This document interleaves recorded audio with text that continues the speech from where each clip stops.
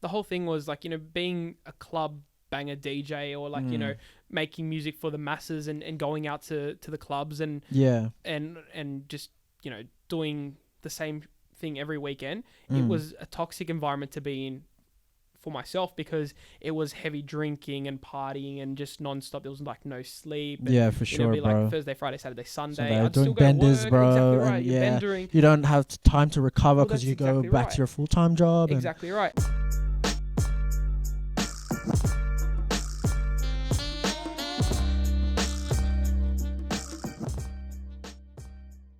Hey, what's good, guys? Welcome back to the Art of Development podcast. I'm Mark Polinar, and today this is going to be such an interesting one with my boy that I've met for quite a while in my music industry days when I have been doing photography.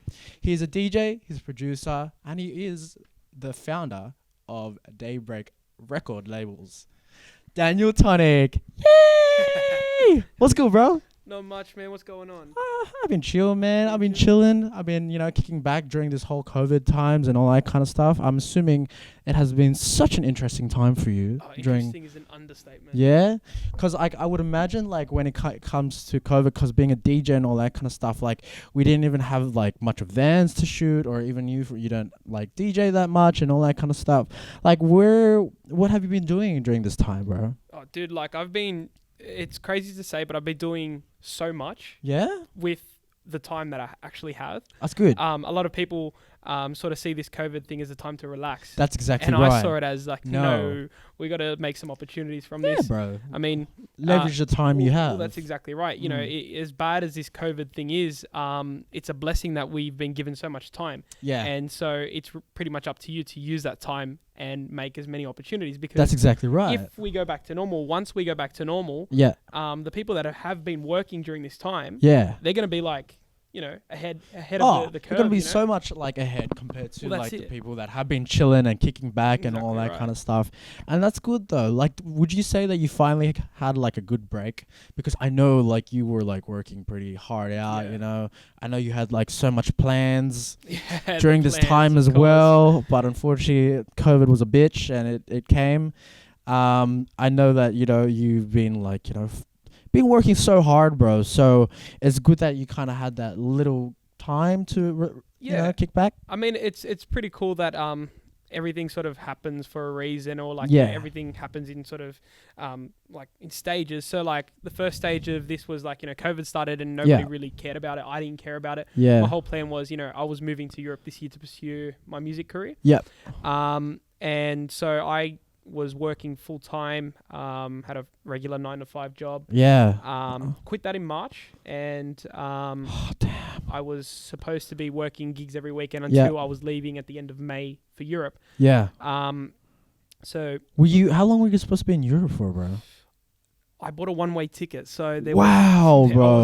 I didn't know when I was going to come back. Yeah, exactly. So I had one-way ticket there. I was a resident in Mykonos for all of summer. Yep. And summer goes from end of May or 1st of June, roughly there, to end of September. Sometimes it can be extended. Yeah, for sure. And I was going to be visiting other countries. I had a few gigs lined up in other places as well.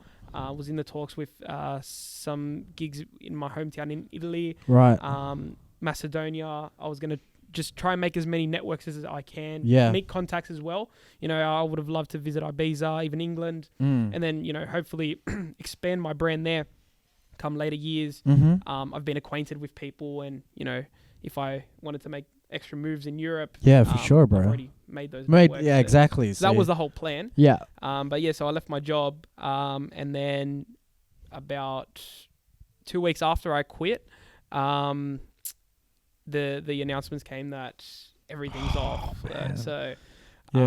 How did you feel, bro? How did you feel when that happened, bro? I would have imagined it would there would be so much emotions in you, man. I was so upset, and I was so negative about everything. It was I had these plans for my future. Yeah. I don't have a job now. I'm not going to Europe. I'm not chasing my dreams now. Everything's been put on hold. Yeah. I don't have gigs to back me up. Yeah. And I was really down, and I just pretty much stayed in bed for 2 weeks straight. I did not give anybody any time. Yeah. I didn't care about it. And it was like, it was so toxic. I would imagine. I was being very toxic with myself. But it wasn't until maybe 2 weeks after that, I sort of just sat there and I was like, you know, I need to wake up to myself and do something, because I can sit here, I can cry, I can be upset, I can just keep, you know, cursing away, but that's not going to change anything. So no, yeah, exactly. 100%. It's already been set in stone. No matter what I do or no matter what I say or how much I complain, nothing's going to change. Yeah, for sure. So it was sort of that moment where I've sort of had to change my mindset. Yeah. And I started working straight away. Yeah, so okay. Within that 2 weeks, it was like real downhill. Picked myself back up. That's good. And then just, it was plan. So, yeah, you know, bunch of music, you know, started the record label, started going hard out with production with my brother and I for our DTLA brand. That's right. I started a... Shout out to Lucas, shout by out the way. Lucas. I started a third alias, which is just under my own name, which is just pretty much anything goes. So Daniel Aragona, just...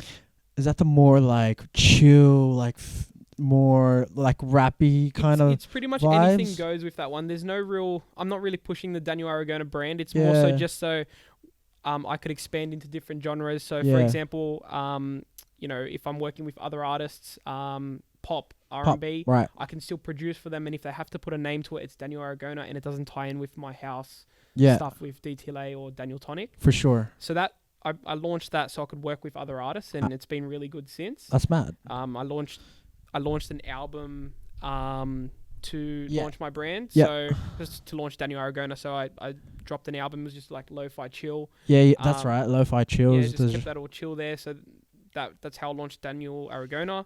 And then more recently, I've even started a hip hop alias. I'm not rapping or anything like that, but I've been producing beats for rappers and working with some heavy hip hop artists. That's good. So just making as many opportunities as I can in different different spectrum, or like the whole spectrum of the music scene, because I felt like, you know, I could focus on my house thing or my progressive thing like I've always done.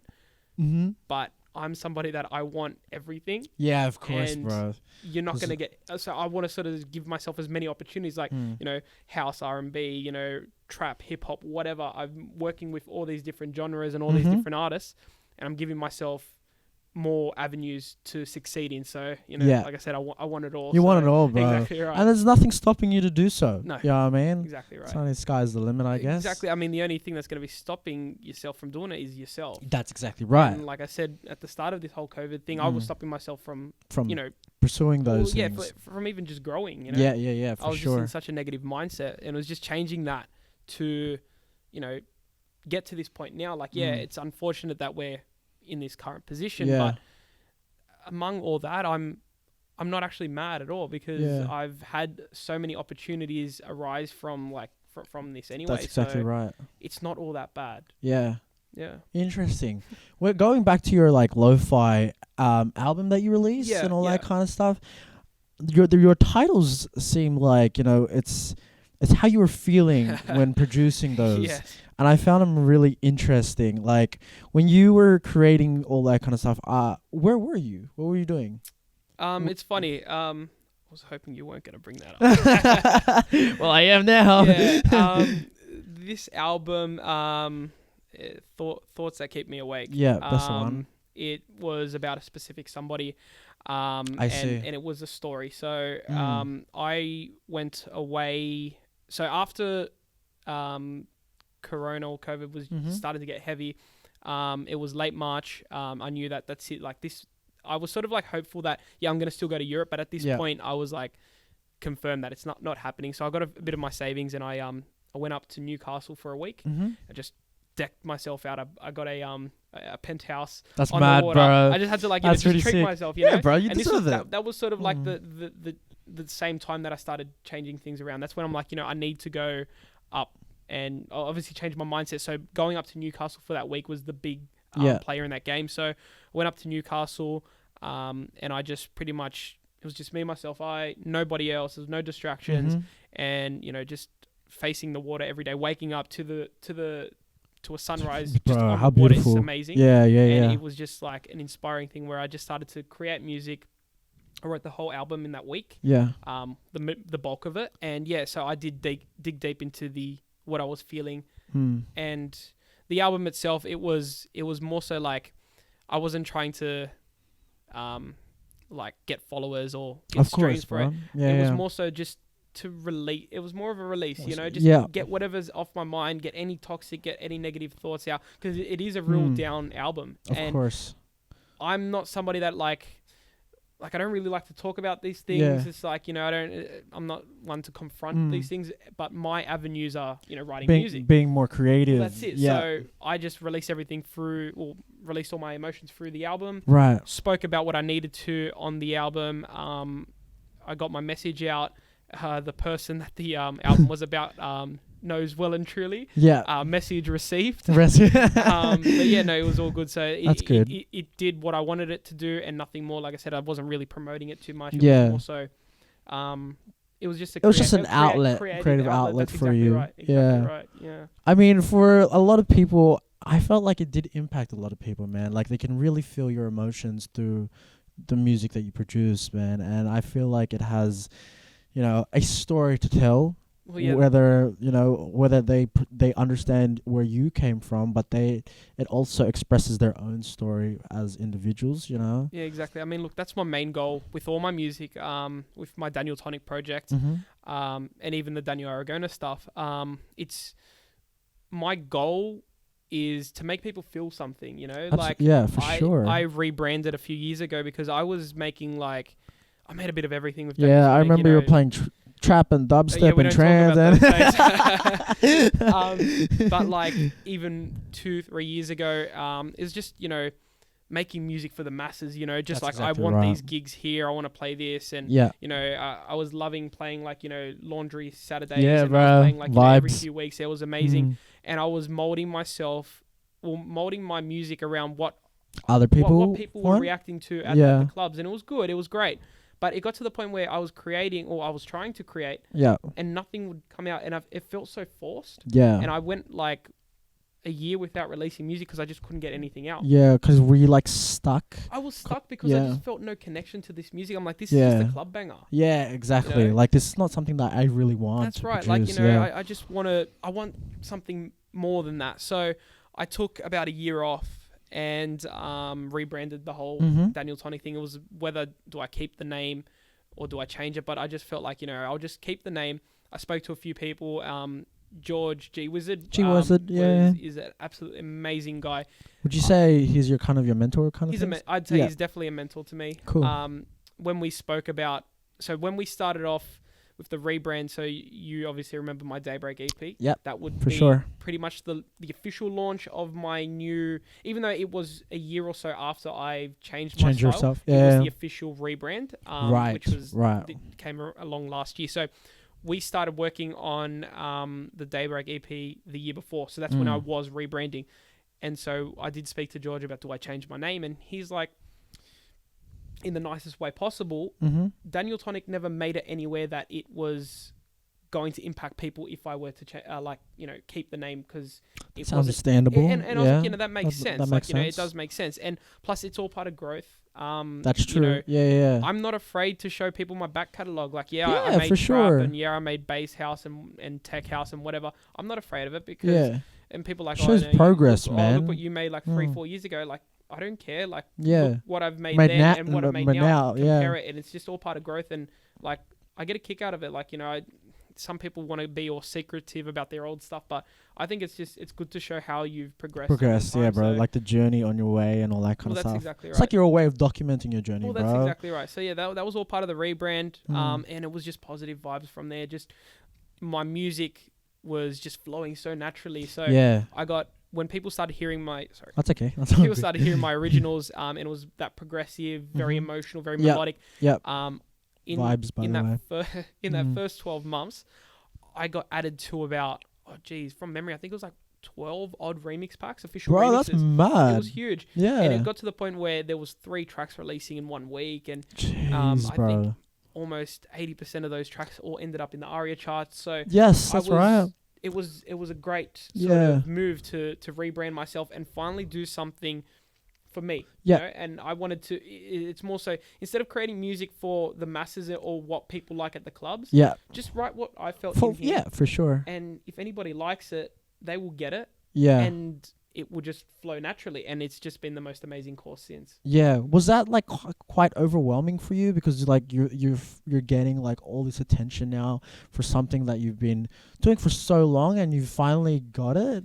It wasn't overwhelming in the fact because I was reaching out to a different crowd. I mean, understandable. It's crazy because the club bangers and everything else, it was just, it was just bangers, and like when people were giving me attention for that, it's like, it was good. They don't know you for what you really were. Well, that's exactly right. So when I got the attention for the new stuff, the melodic progressive vibes, it was a sense of warmth and acceptance because like people started to see me for who I am. That's exactly right. And it was just like the most amazing thing, seeing that people could actually connect with music. And I felt like over the last 12 odd months, there's been a lot more people enjoying more of the melodic chill stuff rather than just the club bangers. And people are expanding their horizons or expanding their mind to different music.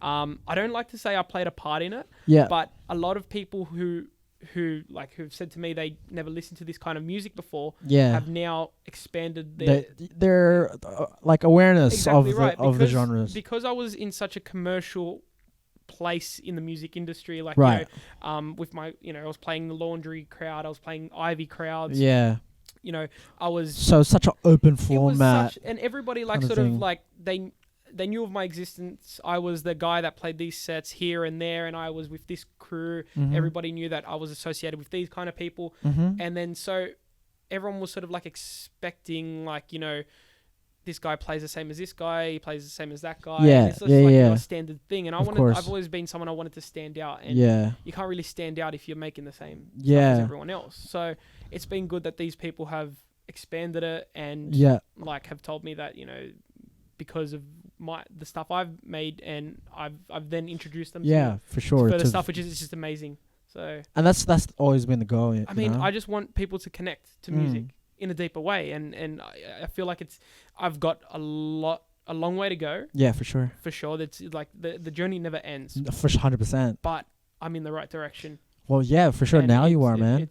I feel like I'm making the right steps. To achieve my end goal, which is great. That's good, man. Like, I know when you were doing like all the the party clubs and all that kind of stuff. Did you feel like there was like it was kind of hindering you down from becoming who you are? Yeah, I hated it. I would because I'd be DJing like, and I was open format, so I would play any club. I didn't care. Whether that be R&B tunes at one club and then house party stuff at another. Yeah.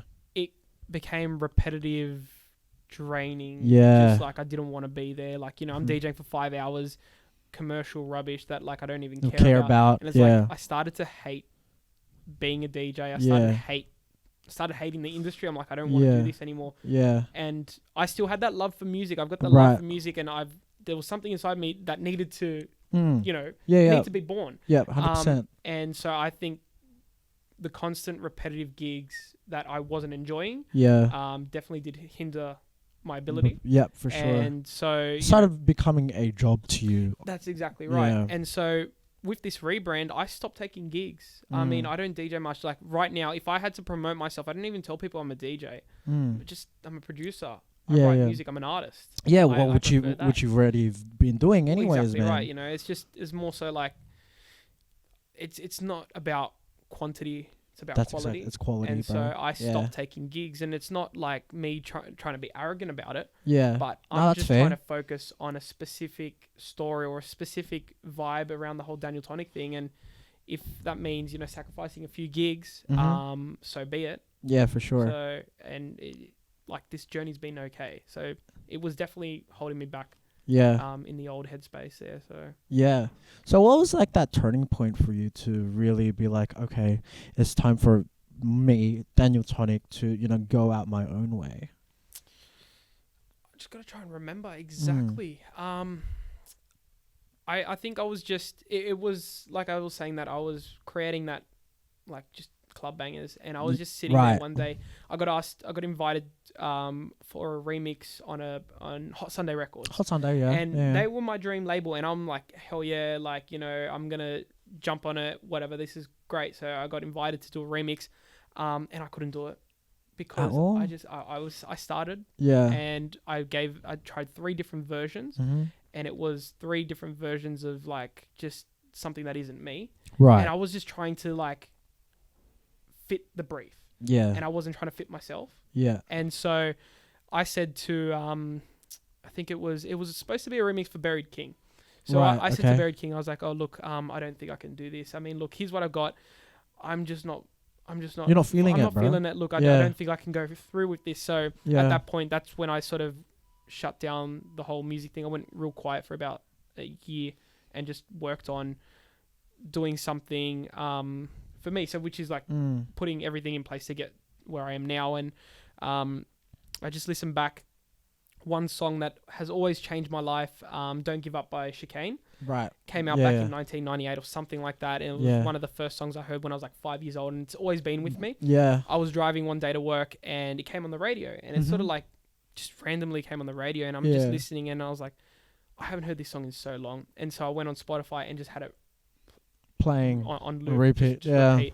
And it just was in my head. I'm like, you know, this song, I've got these feelings. And I was like, this is what I want to do. I want to give these emotions. This song is that old, like 1998, and it's still giving me that emotion and that connection. I was like, I need to do this. So I sat down, I took that track, and then I just started remixing it. It never went too far. I did release it, but it wasn't that great. But it was the start of my journey to getting me into that deeper connection with music. So that was it. It was just randomly popped up one day on the radio, and that was the change that I needed. The motivation that I needed.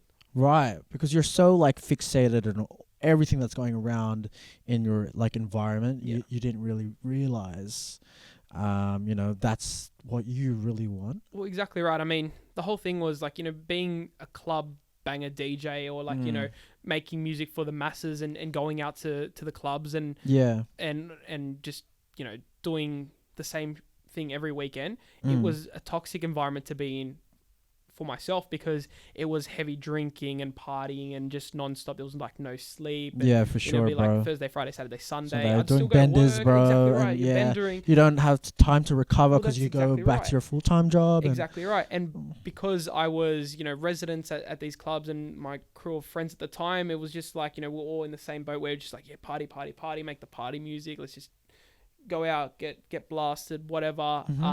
And eventually it did take a toll on me mentally, physically, emotionally, everything. Like I just couldn't do it. So that's when I realized that something needs to change. Yeah. Because it was so unhealthy. Yeah. It was so unhealthy. And it's just crazy that it was just a matter of a style of music that changed. That actually had to change. Well, exactly right. Everything. It's crazy, hey? That's actually so interesting because I feel like, you know, when it's very hard to take yourself out of those environments, especially it's like you've that's all you know. Yeah. You've known that environment for so long. And it takes a lot of courage to do so, bro, which I really admire. Of course. You know what I mean? Because for a lot of other individuals that want to do their thing, sometimes their environment does hinder them down and they don't know how to like step out of that and like go in a different direction and just do things for themselves. So I was just out of curiosity, what's the first thing for you, you know, to get out of that environment? Well, what did you have to look at in order to do so? Well, I will put one thing, just sort of like a disclaimer. Yeah. Just because I said like, you know, changing up music style, I'm not sort of having a dig at different genres. No, it was sure, more so 100%. the crowd I was involved with. Yes, so the crowd I was involved with within a certain scene. Yeah. And I know people were still in that scene, and I still have respect for all that music. Yeah. But it's the crowd they're around. Yeah. And so they're around good crowds, and it's all doing well for them. So it's just about the people you hang around within a certain scene. But the best thing I took away from that was just finding who I am, and who was actually with me for the long run, and who was just having just riding the wave. Right. And so I went through a time where I got rid of a lot of people out of my life, a lot of toxic people that were weighing me down, removing them from my life, because it was just, I couldn't keep up with their lifestyle, Yeah. And well, it's definitely a different direction that you want to go. So it's very hard to, keep up with your lifestyle and their lifestyle exactly as well. right. And it was just too much, like I said, for my mental health and emotionally, physically, everything. So of course, man. One thing I took away from this was, I may have lost like, a whole lot of friends and may went down to like, having nobody. Yeah. But I found myself, and that's the number one that's thing. The most that's important the most important thing. Yeah. Like, sacrifice a few friends to find who you are. Like, so be it. How long did that take you to find yourself, bro? A long time. Yeah. A long time. It was one of those things that I was ignoring. Like, I knew that these certain people were around me and it was really bad for me and I had to do something about it, but I just couldn't.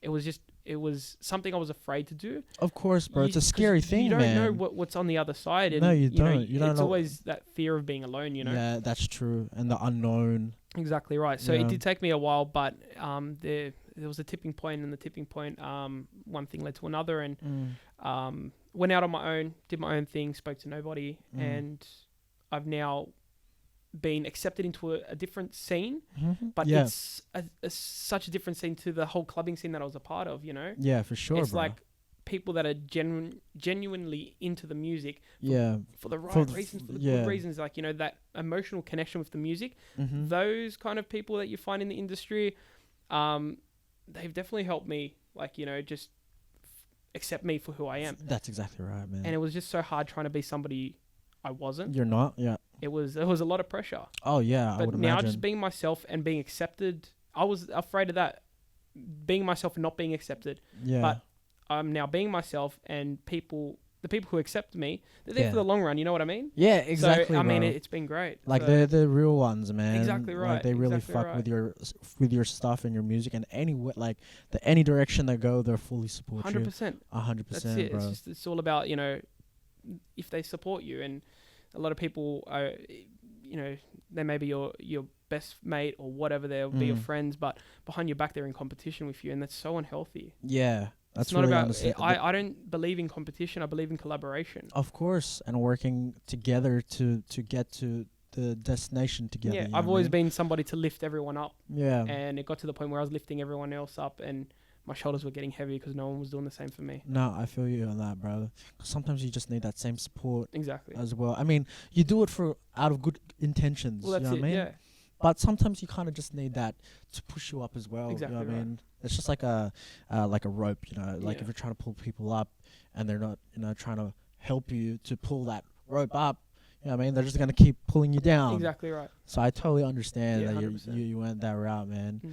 Mm. Do you think like it's very important to just have like a whole year to yourself, man, to just be alone and really discover and understand yourself? Exactly, yeah. I think it's really important. I mean, a lot of people are afraid of being alone, and I was one of them. I was afraid of just being alone and in my own space. Yeah. But I've grown now where, like, you saw I was just away this weekend, and I was with some friends, but then once they left, I was just doing you. I did by myself, I went on a hike, and I was like, by myself for like 12 odd hours. I went to a restaurant by myself. I'm not afraid to be alone. That's good, man. And it is so important to accept yourself for yourself. Yeah, bro. That's a very interesting point. It's really, really important, because if you can't handle being by yourself, you can't just... It's very hard to rely on people to be there all the time. Exactly. Because then no one's going to be there all the time. Yeah, man. Like when you die, bro, like who's going to be there around you? Right. Not all those people are going to be there beside yourself. Right.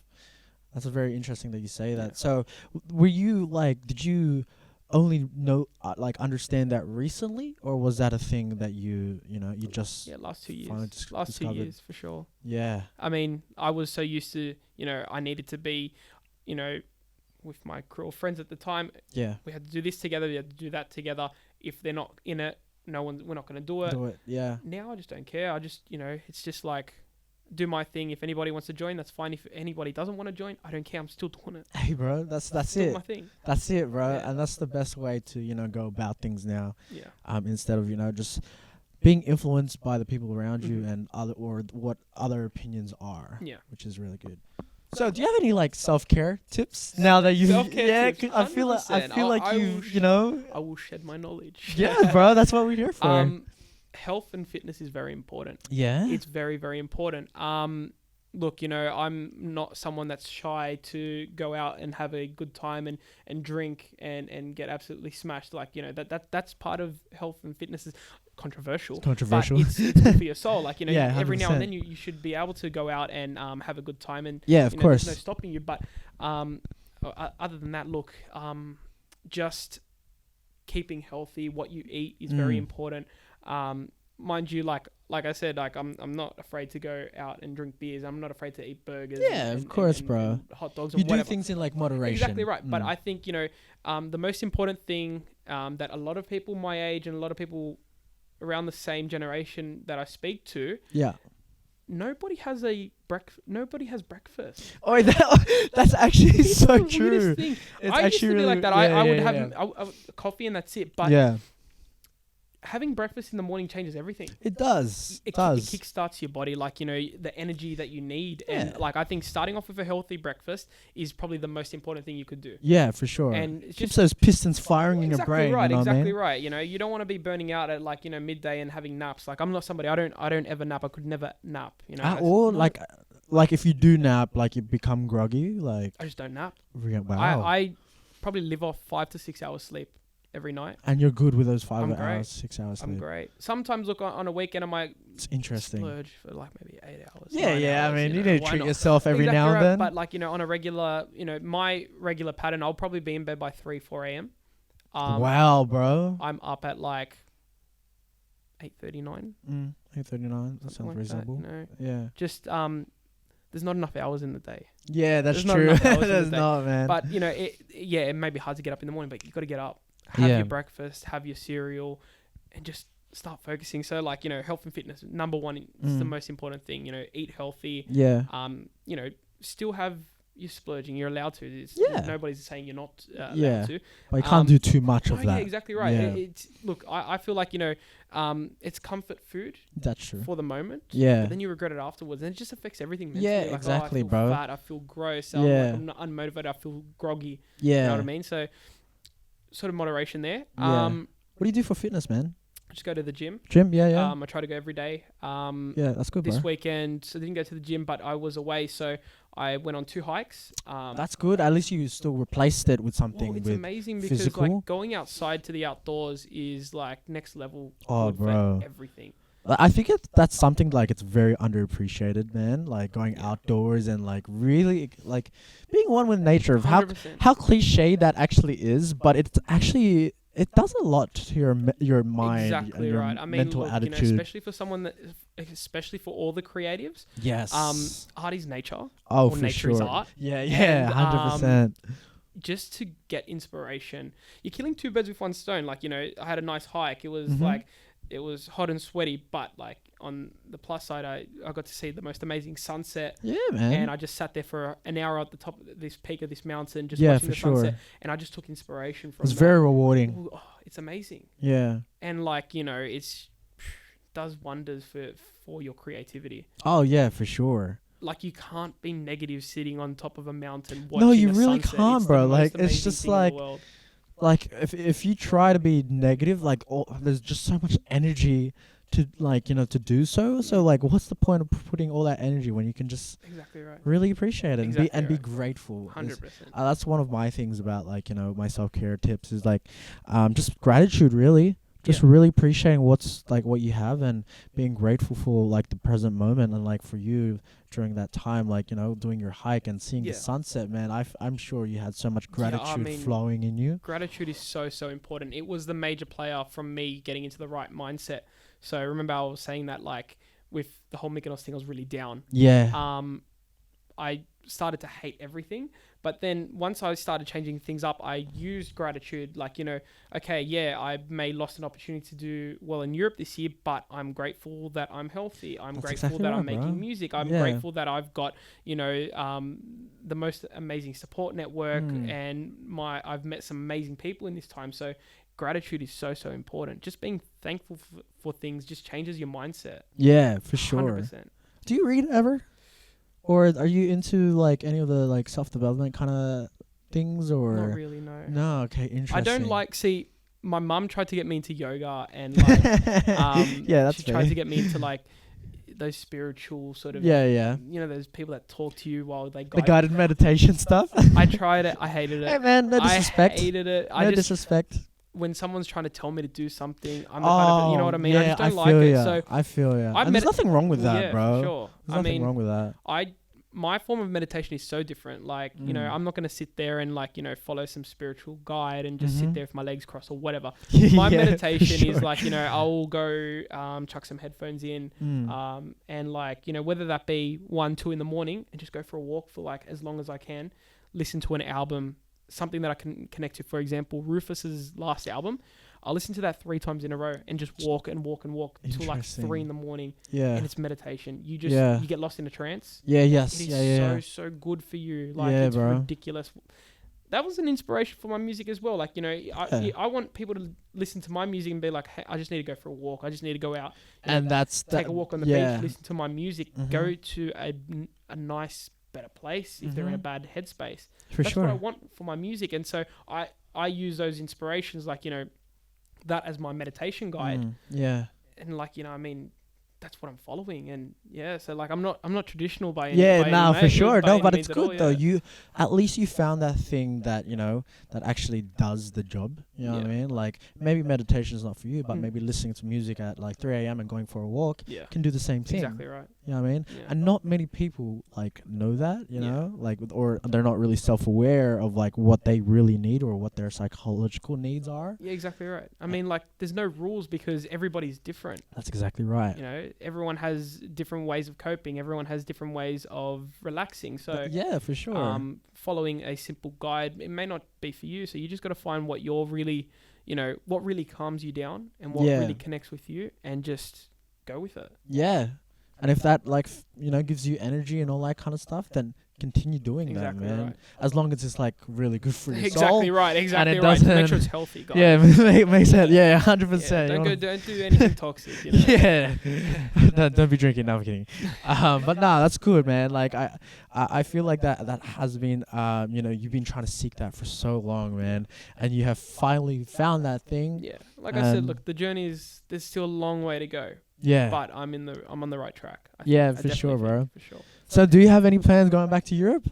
Hopefully next year. Next year. As soon as these borders, like as soon as everything goes, I'm going. I don't care. See you later. Take that one ticket. I have been in thought, you know, recently because I've met so many amazing people and have done so many amazing things over the last 3 odd months that kind of thinking like, you know, if I do go to Europe and try for my music career in Europe, would I be sacrificing everything I've done here? You know what I mean? Like, if like I see things, if I went to Europe this year, I wouldn't have been working with the amazing artists that I have been doing. I wouldn't have launched my record label. I wouldn't have started my 2 other brands, you know?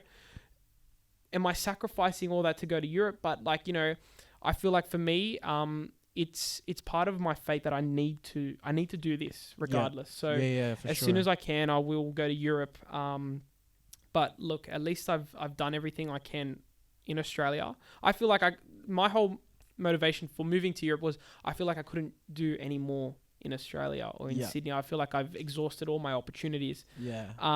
Which was crazy because when I was forced to stay here, I found all these opportunities, right? Exactly. It's crazy. It's crazy, yeah. But like, I do definitely want to go to Europe and try it out. I mean, the guys, Mykonos Boat Club, they're still so keen for me to come. They're amazing people. So, next year, I guess. That's sick, bro. Yeah. Even if it's not for a full year or even if it's not on a one-way ticket, at least like, you know, I do want to at least do a European summer. Yeah, you've experienced that and all that kind of stuff. And I mean, you never know. You never know like where that goes. But as long as you take the opportunity, that's when you'll find out and all 100%. That kind of stuff. At least I've made enough networks here in Australia. Like I can continue, you know, the route that I'm on at the moment with like working with these artists, even though I'll be overseas. But you know, the internet is amazing. You can link with anyone. So it doesn't really matter. That's exactly right. Yeah. Social media, bro. Exactly right. DM, man, and like the power of DM, bro, is crazy. Yeah. What you have now, which is quite interesting, man. Because like I feel like with a lot of other people as well, they just don't know where to start, man. Like,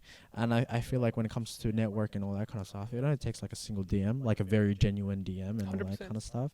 Has anybody like ever DM'd you for mentorship and all that kind of things yet? It's crazy because I was the type of person that would DM the big artists and the guys with the blue ticks on Instagram, and it's been like so surreal seeing people message me for advice and mentorship. That's crazy, man. Like, that's amazing. I remember like seeing myself 5-6 years ago and like looking up to certain artists. Now it's sort of like I'm maybe at that point where I was looking up to those certain artists. Like they wouldn't have been like the big blue tick artists, but like, you know, reachable goals. You know what I mean? Like within the Australian scene. Yeah. That boy 6 years ago is people that are messaging me now, and it's like it's such a whirlwind, man. Like it's like full circle. Yeah, kind right. of thing. It's just crazy. It's like people are messaging me for advice and like help, and I'm the kind of person that like anyone messages me, I'm replying. Like, you know, I help everyone. Like I love just sharing, you know? Yeah. So it's so surreal having people just messaging me, asking for advice. You know, young artists especially. I try to help out as many as I can. Yeah, for sure. So it's been crazy. That's mad. Like for any like producers out there or like little smaller ones, what like a key takeaway that you can like tell them when producing at a young age? Just be true to yourself. Love that. Okay. Just be true to yourself. Don't fall into any trends. Yeah. Make music. Make the music that you feel like making. Yeah. Don't listen to anyone else. Yeah. I wish I had that advice. I wish I had that advice. But just do what you feel, and great things will happen. I'm telling you. Amazing, bro. I'm telling you. That's actually really cool. Cause like I feel like there's a lot of artists. You know, there's still a lot of big artists that just follow trends, but I feel like because they're actually so big that they can do that. Yeah, I mean, you know, they may have manifested their own fate. You know, they were probably in the same position as me a few years ago making club bangers. Who knows if they hated it or not? Yeah. But they got so big with it that they learned to love it. I mean, that's fine as well. That's cool. You know, do your thing. Yeah. Don't hate no artist. Yeah, everyone has their own way. Exactly right. Of getting through things. Yeah, like, you know. Then you've got the big artists that, you know, it's so easy to tell when the guys are the DJs or the producers that are in it for the wrong reasons. Yeah. Because it shines in their music. When it's just like such a standard, uninspiring track, like, you know, those tracks, like you hear it's like, oh, it's just so basic. Yeah, so of course. Yeah, you know, there's no emotion in it. You know, there's no care put into the music. So it shines through. It definitely shines through on their stage presence as well. Exactly, you know what I mean? Right.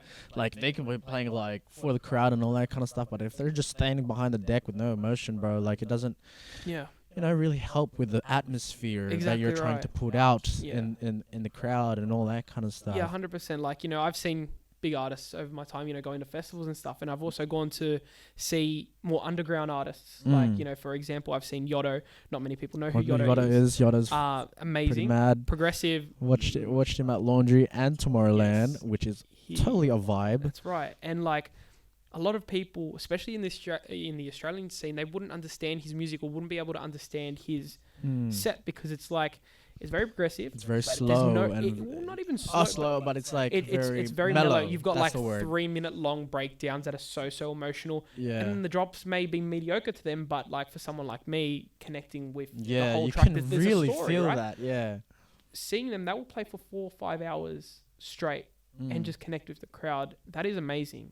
Like, that's intense. Just having that connection with the music, and they may be flying all over the world, you know, 30 hours sleep for 2 hours, they'll still have that same connection. Yeah, you know, exactly. Yeah, because I feel like when it comes to music and people when they play and all that kind of stuff, there's no point of like having a crowd if they don't genuinely like connect with it. You know what I mean? And I feel like with Australian culture nowadays, when like a lot of patrons go to music festivals, like, unfortunately, they just go there to get fucked up. Yeah. You know what I mean? And they don't really experience like the actual music, which is, I would like to say, the most toxic things about being in the industry. I mean, look, you know, I'm not against anyone having a good time. Oh, for sure. If you want to party and splurge, by all means, you do you.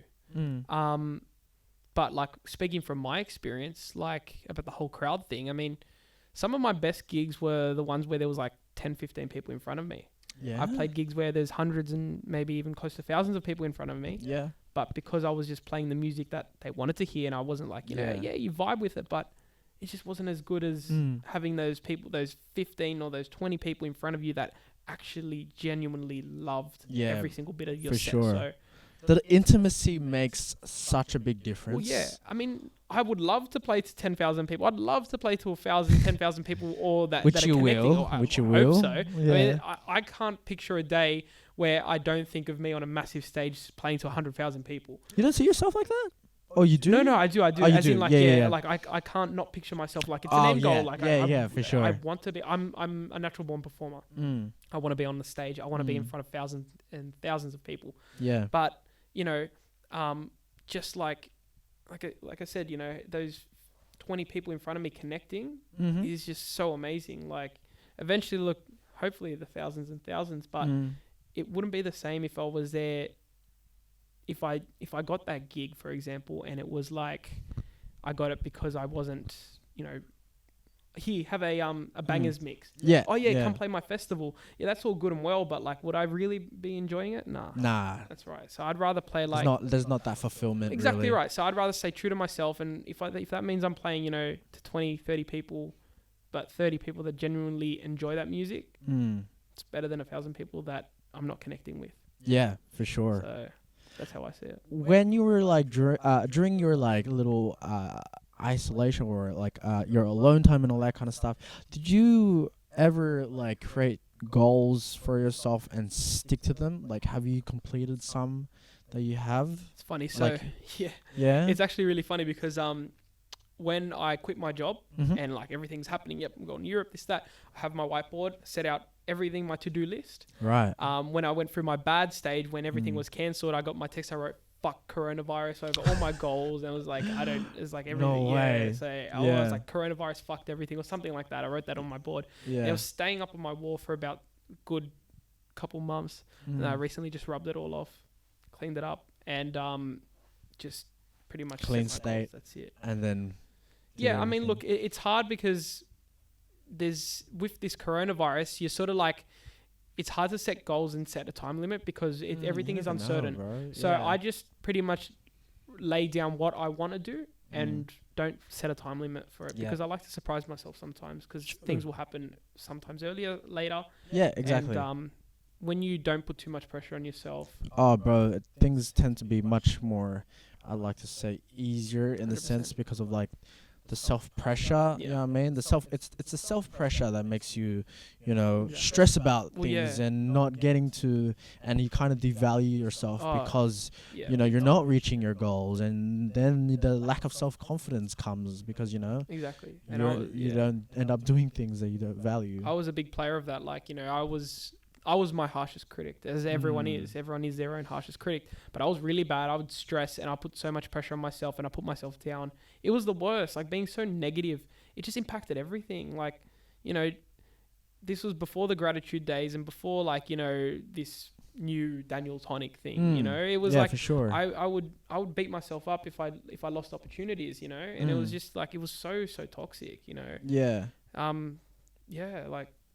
Do you feel like you had like a little rebirth kind of thing? There's no doubt. Yeah, because I really see. I have been like watching you and like your journey and all that kind of stuff, and I just felt like you did have that, rebirth, and you're just like a totally new person, man. And it's a good thing, though. It's a good thing to finally, express who you really are. It's funny you say that because when I first decided to, rebrand myself, I went quiet and then sort of come back. George G Wizard, I was DJing at Cargo Bar and he rocked up. He's like, "There's something different about you." He's like, "You're just glowing. What have you done?" I said, "Nothing." Maybe my new skin routine or something. But it's funny. Even Johnny S, old mate. Shout out to Johnny. It was that exact same day. Yeah. So George left, and then maybe half an hour, Johnny rocked up. What's changed with you, Daniel? Like, you're looking different. Yeah. You're looking so good. He's like, you got this smile. Like, what is it? And I because I'm much closer to Johnny, like, in saying like, I wasn't going to start bearing my life story on George in the middle of the club. Of course. Yeah. Feel bad for that. Yeah. Because me and Johnny, we go way back. So I told him, I was like, look, this is what happened. This is who I was hanging around with. This is the toxic environment. This is everything that went down. Yeah. And this is what I did to change it. Yeah, for sure. I let go of these people. I'm who I am now. And he says it shows. Yeah, no, for sure. Even like what was it? Yesterday, last night, George gave me a call, and I haven't spoken to George in a while. We got that relationship where we're like, it doesn't matter how long you don't talk. Yeah, but you can pick back things up like normal. Exactly right. So he rang me last time. I was like, George, I was like, gee, what's going on? He's like, Daniel, I'm just calling you to say that I was thinking of you. I thought of you twice this week. You just randomly popped into my mind. Yeah. And I just felt like I needed to call you. And we're talking. He said some things. And the one thing he said to me, he's like, I can see you, I can feel you smiling through the phone. He's like, that's the Daniel smile that everyone loves. So it's like, this whole new Daniel, like, rebirthed. So, and I'm super glad that people can see that. And it's been really fulfilling. Yeah, it's good, man. I'm so happy to just see you smile and literally just have that energy, bro. Because it's just very interesting to see you. Like when I came to the industry, just to see who you are then, see yourself now, is so intriguing to me. It's chalk and cheese, right? Yeah. Two different people, man. But just like you said, the journey's still going. Still going. It's pretty much just begun. It just started. Yeah, for sure. Yeah. So for your projects and all that kind of stuff, like, are you working on anything now? Are you so much? Yeah. It doesn't stop. Are you can you say anything? Can you give us a little sneak peek, like maybe a little exclusive to what you're working on at the moment? Last night I announced the follow up to Daybreak. So Daybreak was the launch, my first ever EP. It came out last year. With my music, I have things they're sort of like books, right? I like to tell a story. So Daybreak was book 1. Yeah. I've got my follow-up single, which is with Steph. Hey, shout out to Steph as well. That was announced yesterday, titled Retrospect. That is the official follow-up. And that follows the story follows the Daybreak saga. Yeah. It's like stories. They're like books. Retrospect will close off that story. Yeah. It's closure in one. So that this song is my closure. So interesting. Have you always been a storyteller? Yeah, always. I can see my one memory is from kindergarten. Yeah, parent-teacher interview or something. Yeah. The teacher said to my mum that I was going to be a journalist one day because I'm just good at writing things. Mm-hmm. It didn't turn out. I didn't do well in the HSC, but who knows? When in writing, I mean, I write music now, so it's sort of similar. And I'm still telling a story, but in a different way. Yeah, different medium. Exactly right. So I've always been that storyteller. I just love expressing myself. Which I feel like you can now, since understanding who you are now, and you can just the barriers are off. The chains are gone, and now you're free, bro. You're free to do whatever you want. As I am, I'm. Just raw. Just how we like it out there. No innuendos there or anything. But that's heaps good, bro. But when it came to your Daybreak record and all that, your record label and all that kind of stuff, like are we gonna see more of that soon? I'm not too sure about soon. See, Daybreak Records, it was great because I had an idea to always launch a record label. Yep. It was a 5-year plan, so something that I would eventually do after 5 years. Like, there was no rush. But because I had so much time with COVID, I was like, why don't I just make an opportunity for myself? So I registered the business, got everything going, all the socials are up. Yeah. I released my Daniel Aragona album on that. Yeah. And I'm just taking a chill now. Like, there's no rush for me to push Daybreak Records. But when I want to hit the ground running, everything's set up. I don't have to worry about it. Everything's like, all my legals are set up. The admin's all done. So you pretty much got it sorted, bro. It's sorted. So when I want to take it like to the next level, when I want to start signing artists, I don't have to worry about any of the background stuff. Yeah. It's all done. It's ready to go. But I probably won't push it because I'm just so busy doing my own music within my 3-4 brands at the moment. So there's no rush, man. Like, yeah, for sure. I mean, I guess that is the end game for you anyways. Exactly. You know what I mean? So being patient with it is what it... I don't see any other future outside the music industry, so it's about just making as many opportunities as I can. Like I said, I've got 4 brands, 4 different genres of music, got a record label, so if something doesn't work, I don't think I'm... bro, you have it sorted, man. It better be. I mean, I'm investing a lot into it, so I don't see, like I said, I don't see a future outside of the music industry for me, so It's literally your plan A, bro, and you're just going with That's it. I did have a plan B, but that's so irrelevant right now. I don't care about it. Yeah, exactly. Your plan B is your plan B, but don't worry about it now, man, because you're plan doing B so. is refer to plan A. Yes, that's exactly right. I love that, because like, yeah, you can always go wrong, but always go back to plan A. That's it. If anything, man. Yeah, for sure. And that has been something for you that you've been doing a lot, bro. Is just always just keep trying and going and until you find that, I keep hearing like my dad will sometimes put it on me, be like, what happens to the next generation of DJs? You're gonna be old. You got no hair. They don't care about you. What about these young DJs that come up? You're gonna be irrelevant. And I said, I don't care about that, because if I get to like 50, 60, if I end up 70, 80 on my deathbed and I didn't do this and I didn't go through with it, I don't want to be sitting there on my deathbed thinking, oh, I wish I did this, or what would have happened if I did that. Yeah. I don't ever want my biggest regret is not having regrets. Exactly right. Yeah. Like, I don't want to reach that age where I won't be able to do anything, and just thinking that, what if I did that? That's my biggest fear is the fear of what if. Yeah. So I'm just doing everything I can. And just making sure those what if scenarios won't. I don't want any happen. what ifs. I want to make sure that once I hit that deathbed there, that last hour of my life, I'd be like, I've had a great life and I did everything I can to make myself happy and give myself as many opportunities as I can. Yeah, for sure, bro. I honestly love that, man. But hey, bro, thank you so much for jumping on the Art of Development. I'm sure, like, anybody that's listening, there's a lot of golden nuggets for them to learn. I love your self-care tips, man. Beautiful. That's definitely something that I'm going to start applying, especially with my health, because I'm a little lazy shit. And I need to start running and all that kind of stuff. But hit the legs, man. Yeah, hit the legs, 100%, bro. What's your socials, bro, for the people out there? What's your socials at? Easily contacted on Instagram. I use Instagram a lot more than Facebook these days. So just hit me on Daniel Tonik Music.